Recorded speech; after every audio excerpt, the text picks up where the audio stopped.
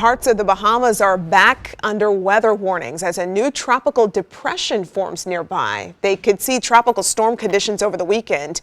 Meteorologist Megan Danahay will have the latest track for that system for you in just a few minutes. Well, that storm is approaching as many islands still look like a war zone from Hurricane Dorian. This week, a group based in St. Louis stepped up to help. Mission 318 packed a plane full of medical supplies and headed to Nassau. Only News 4's Emma Hogue rode along with them for the quick trip. She was only on the ground in the Bahamas for an hour and a half.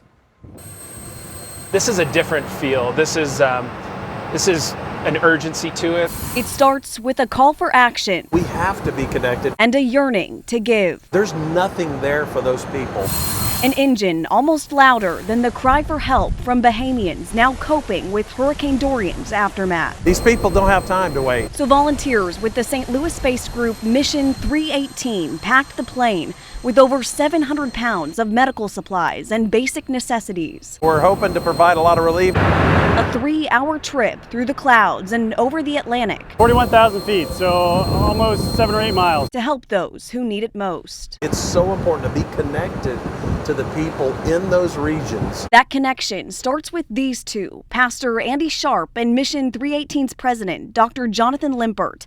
The two met just weeks ago as members of the Crossing Church and combined talents and resources to make this trip a reality. Those connections are what make this all possible.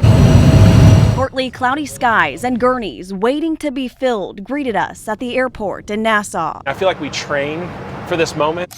Evacuees like Aaliyah Charlton and her family escaped Freeport, one of the hardest hit areas ahead of the wrath of the storm. When we found out that it was a Category 5, we packed up last minute, we left, and we went by my auntie in 8 Mile Rock.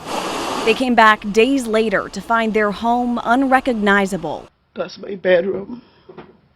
It was just... Walls collapsed, ceilings caved in, nothing left to salvage.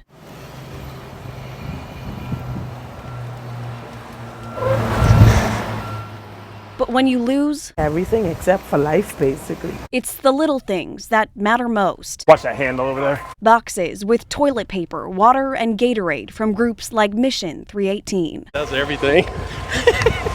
That's awesome. Volunteers here are really stressing the importance of the help that they need and these victims need, not just weeks after the hurricane, but we're talking months and years. Many provided food and clothes and shelter.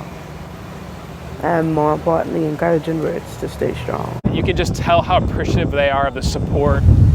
But once the wind dies down and the sun sets, it's the connection these faces will remember. It's meant a lot. It humbles me to see that this is actually how society works. A reflection that at the end of the day, it's the bond of gratitude that connects us all. These are the unsung heroes that you don't get to see. In Nassau, Bahamas. Things can change on a dime. Emma Hogue, News 4. The Red Cross is also responding to the devastation left behind by Hurricane Dorian. If you'd like to help, you can make a donation by calling 1-800-RED-CROSS. You can also donate on our website at KMOV.com/Dorian.